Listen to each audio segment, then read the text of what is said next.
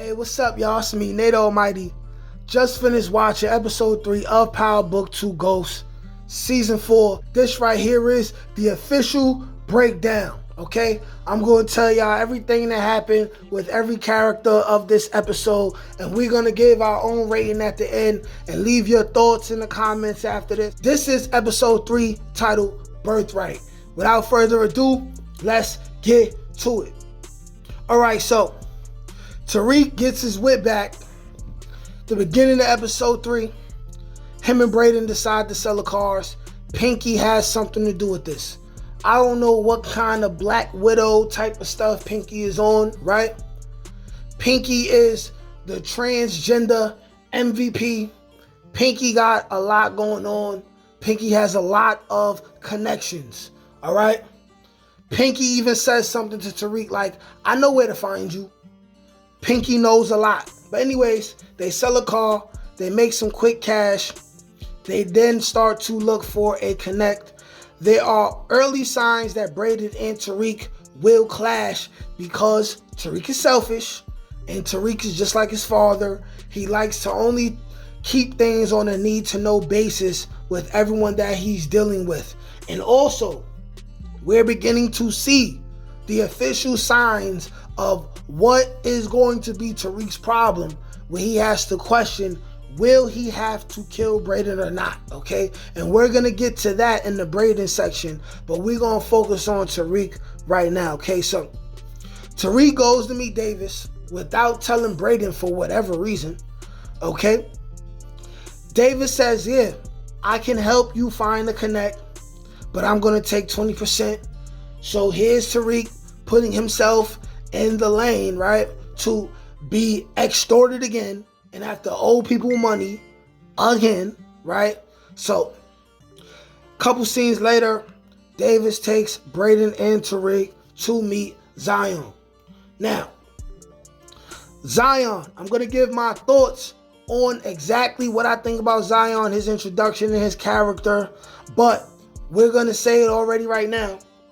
Zion knows Ghost and Tommy, okay? So I'm assuming that being that one of the fighters, the fighter that won the fight when they got in the ring, was from Queens, I think that's a sign that Zion himself is from Queens, and he probably was one of the runners or something like that, one of the little homies around the block when Ghost and Tommy was coming up. And basically, you know, he on his bully now. He getting to the chicken. So now we find out that Davis only was able to lock in the meeting, not the deal, but the meeting, because of Ghost's good name, right? So Zion tells Tariq, hey, y'all ain't got enough money to buy enough product, okay? I'm a businessman. You got to get 15 bricks or I'm not rocking with you, right? So Tariq hatches a scheme, and we will get to that scheme more in depth when we get to the Effie section, but he's using Effie as a pawn. From the clip earlier this week, I was thinking that it was going to be a little bit deeper than him using Effie as a pawn, but clearly Tariq is putting himself in a line of fire by using Effie. Because when she figures out, and she will figure out next episode, that he crossed her, there's going to be hell to pay, and it's going to be something that Tariq is not going to be able to foresee. But we're going to delve deeper into that in the Effie section, right? But everyone falls for it. Tariq decides towards the end of the episode, while he's talking to Davis, that I'm going to do what my Uncle Tommy told me and make a choice.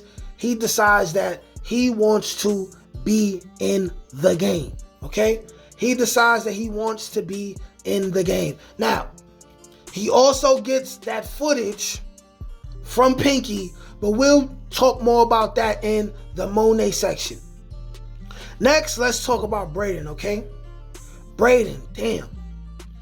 Brayden is conflicted with Tariq's plan early on in the episode because he's thinking, hey, we're not stable enough to make these kinds of moves that you want us to make, Tariq. And Tariq is like, yo, bro, we got to take some risks. That's what I'm here for. I'm Tariq. This is me. I'm a risk taker. That's the only thing I know how to do. I'm baby ghost. Okay? Brayden, even though he's always reluctant, he's going to roll along with it. All right? We got the Becca Weston situation.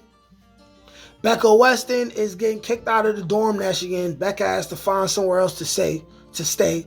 Somehow, some way, Brayden will end up probably providing her with room and board somewhere once their drug situation starts picking up some, all right? That's it for Becca. Next, for Brayden, we have Brayden, right, being thirsty for Elle, right? He ends up getting turned on to drugs. And because Tariq is not familiar with drug addicts, right, he's not noticing the fact that Brayden is extremely high when he meets him at the show for the group that consists of Blue Da Vinci, who I didn't realize was Blue Da Vinci until he started rapping, Elle, and Bruchandria, right? He then gets turned on to drugs. So now here's my thing. My theory on Elle being a cop, being a narc, is now officially wrong. But now we have the opening that she is probably, right, still an informant. Because it's still not a coincidence that she tried to get Brayden to sell her drugs, and then Detective Carter pops up in the same scene in episode 2. So now we run ourselves into a scenario where Carter, probably just like the detectives in the last season of Raising Kanan, came across Elle, and Elle has whatever that's going on, right? And it gives us reason for the synopsis in episode 8, where they say Brayden and Elle, right? Brayden finds out something that has to do with Elle, and then Brayden goes off the deep end. Will he kill Elle, or will he not? He'll probably find out that Carter has something against Elle, something drug related, and to keep her out of jail, he told her, hey, spy on Brayden and Tariq, probably something like that. Brayden also comes up with a good idea for them to use the group, the rap R&B group, as a front in order to sell product, okay? Next, let's talk about the Tejadas. So, the episode starts out, Monet has been looking for Kate with the help of Pinky, who Tariq helped her with. Now, Monet is also upset that Noma told her, hey, we don't need you here. You're old. I like your son. I want his ding-a-ling. I'm trying to separate y'all. I'm trying to cut that tether, right? Monet is pissed at Noma, also running her mouth around Janet. That has to be alluding to something after Monet said in the flashback that Janet was a snitch, okay? Later on, she catches Diana in a lie. And oh, by the way, I'm a man. I will not be ashamed of being a man and saying how I noticed how very good, very, very good Diana was looking in that sweater skirt outfit when she was fidgeting, and then we had the flashback of Monet and everything, right? Monet realizes that Diana is lying to her about something. So she questions it, she gets drunk, talks to Janet about it. Later on in the episode, they're having family dinner. We know when the Tejadas have family dinner, it goes down, right? Down goes Fraser. That's how much it goes down. Pinky sends the footage to Tariq and Monet at the same time of Diana pretending to be Monet at Kate Egan's doorstep. Monet flips out, of course. Drew rushes her out. They leave, okay? We'll get a little bit more on that when we get to Drew and Diana. Oh, wait. We're talking about Drew and Diana right now. So, Drew wants to be number 2. But what they show us in episode 2, is that Drew has the audacity to be number 2, to be that guy, right? He has the aspirations. But at the end of the day, Kane is really that guy, okay? Kane, matter of fact, that's for Kane. Let's focus on Drew. Drew realizes that Obi helped Tariq out with the green cards. He hatches a scheme with Kane. They sell Obi out. Obi dies. I predicted that. That's a theory I got correct. Now that Obi's gone, of course, Drew wants to be the guy. Now, the only thing else that we could think about with Drew that we have left to say about Drew is that Drew tells Diana, you can't leave the game, and I want to be number 2. And he saves Diana and rushes Diana out the house when Monet gets the footage, all right? We know that this is going to go extremely left. Now, Diana lets Bushandria know that she's pregnant. Diana is trying to figure out how she could get away from Noma and get out of the game. Okay. Diana still don't know who her baby daddy is. Diana is lost. Diana is lost and confused. She's in a world that she never wanted to be in. She's in a world that she does not want to be in. We already know what happened at the end of that episode. Now let's get to Kane. Kane, the big dog of the episode. When I say that Drew has aspirations to be the guy, he wants to be the guy, but he's not the guy, okay? Over the course of the episode, we see Drew be told, hey, deal with the Roman situation. What does Kane do? Kane gets on his bully, man. Kane gets on his bully. He gets right to it. He starts applying pressure. He starts pressing niggas in the street. He figures out where Roman's going to get his pickup at with all the bricks. He sets that up. They blow that up. They destroy the work. Earlier in the episode, all right, he was about to clap Noma's cheeks. We'll delve deeper into that when we get to Effie shortly. But Kane is the guy, okay? Drew wants to be the guy. Kane literally is him, okay? Kane is moving around, pressing people. He figures out early on that the trail that Effie led him to follow was an empty trail. It led to nothing, all right? When he finds out, and he will find out somehow, some way, that Effie got help from Tariq, not even help, but Effie fell for what Tariq told her, that's officially going to be the end. But anyways, all right, Kane is that dude. He realizes, hey, Effie wildin'. Effie probably helped Tariq. I can't trust Effie.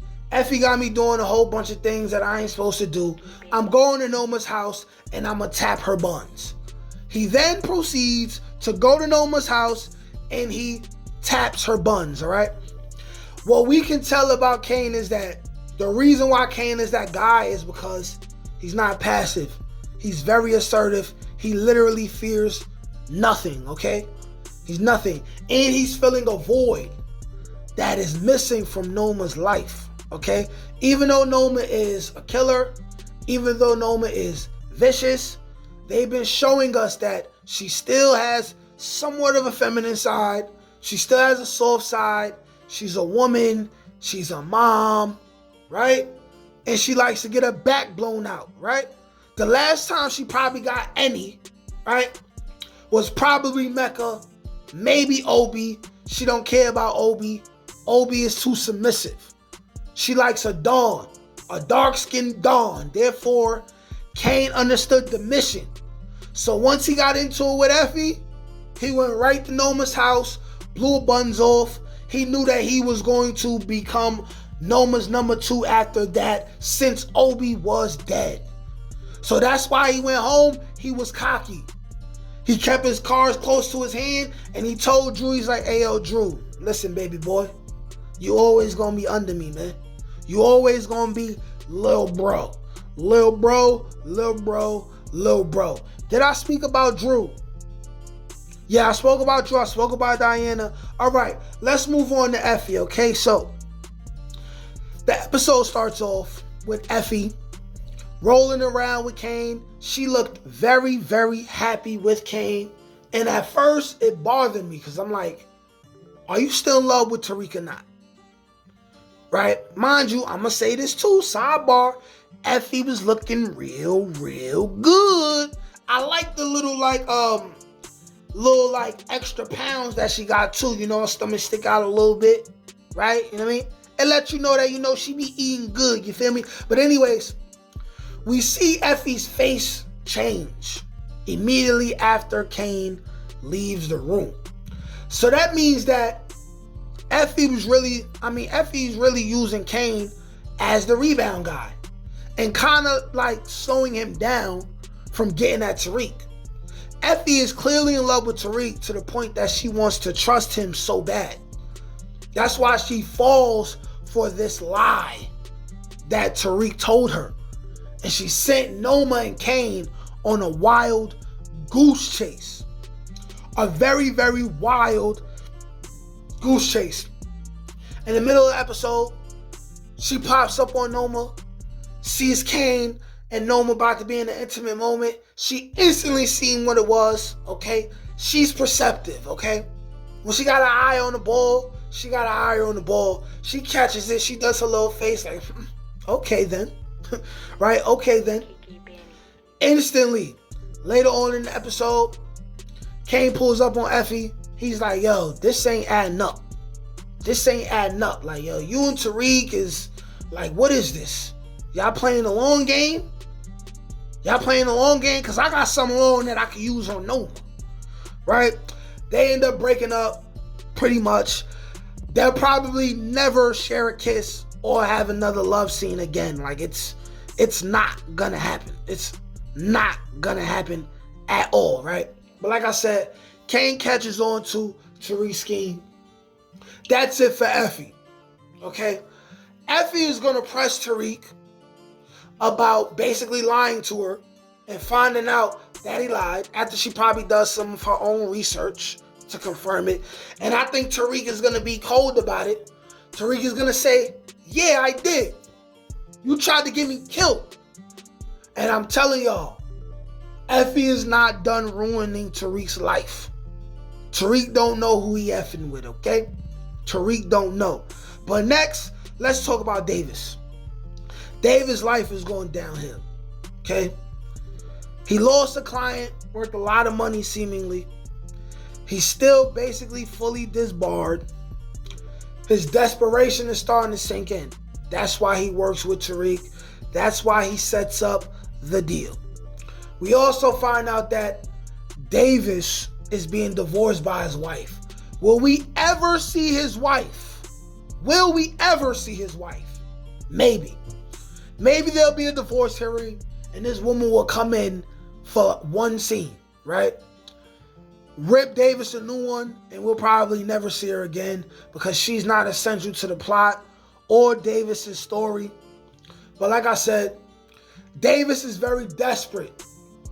He sets up the deal with Zion and Tariq and Braden, and then he sets up a deal off screen for Davis to woo Noma, right? And that's how it goes down. It works. Davis offers his help. Noma, right? Noma goes for it. Noma goes for it, right? And I'll tell y'all this right now. Noma is in heat. Heat. She's at her peak as a woman. She's in heat. I'm telling y'all right now, Davis is going to hit too. Davis is going to hit too. It's going to happen. It's going to happen. You see a little bit of Anya Covington with Noma. I can already tell that they're saving the bulk of whatever's going to happen with Anya for the second half of season 4, which is kind of a drag because they're going to rush the whole Tariq hooking up with Anya situation. And then they're likely going to kill Anya off by the end of the season, right? It kind of blows. It kind of blows. But now, let's talk about Obi and Carter, right? Yeah, we know Obi was broken by Carter. Carter totally swindled Obi, right? lied to him about pictures. And I was thinking right before I found out that he lied, I'm like, who's taking pictures? Who's taking pictures? Just to find out that Carter never took pictures. He's great. I mean, he never had pictures. Carter is great at his job. This leads Drew to get involved. This leads to Obi death. Blase, blah, blase, blah. Right? Carter and Kamal Tate work together. Kamal Tate not saving his brother at all. At all. He did it before. He's not doing it again. However, he might be forced to shut up because didn't he already like break the law for Tate in like season 3 or 2? Didn't he? But anyways, we're going to see Kamal Tate rise up in the ranks. He's going to join the force with Carter. Okay? His hands will ultimately end up dirty dealing with Carter. But Carter is going to help. Carter is going to be helped by Kamal Tate bring everything to do with Tariq and the Tejadas and Noma and them together. Okay? Carter has a bit of information on Noma. Kamal Tate is a little bit more familiar with the intricacies of what Tariq got going on. They end up arresting, what's his name, Roman? Roman is gonna snitch. Okay? I'm sorry. He's gonna tell. He don't look tough at all. He's gonna tell, he's gonna snitch, he's gonna rat, he's gonna end up dying. That's what's gonna happen. Roman will die in episode 4, okay? Now, thoughts on Zion. I like him. He's tough. He knows Tommy and Ghost, right? So hopefully he'll be able to tell Tariq something, right, in relation to Ghost and Tommy that Tariq can use in his own way in order to advance himself, right? I believe that Zion will probably tell Tariq something that Tariq wasn't too familiar about his Uncle Tommy, which is that Tommy was a raging drug addict. And then that's when Tariq is going to start looking at Brayden and he's going to be like, okay, I know what you're doing now. And this is bad, okay? This is very bad. Now, I'm not pissed at the angle that they took with Brayden being on drugs and stuff, but because Tommy was already on drugs and we seen what happened with that, I kind of didn't want them to take that angle. But I see that they intend on Brayden really wilding out this season. So if he's just going to wild out, cool. He got an extra reason to wild out.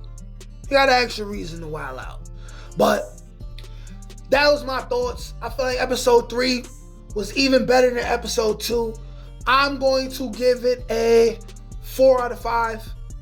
Y'all let me know what y'all think. Like, share, comment, subscribe. Peace. Can't teach that shit, nigga. Come on. That's God-gifted. That's touched by an angel. That's on the dome, nigga.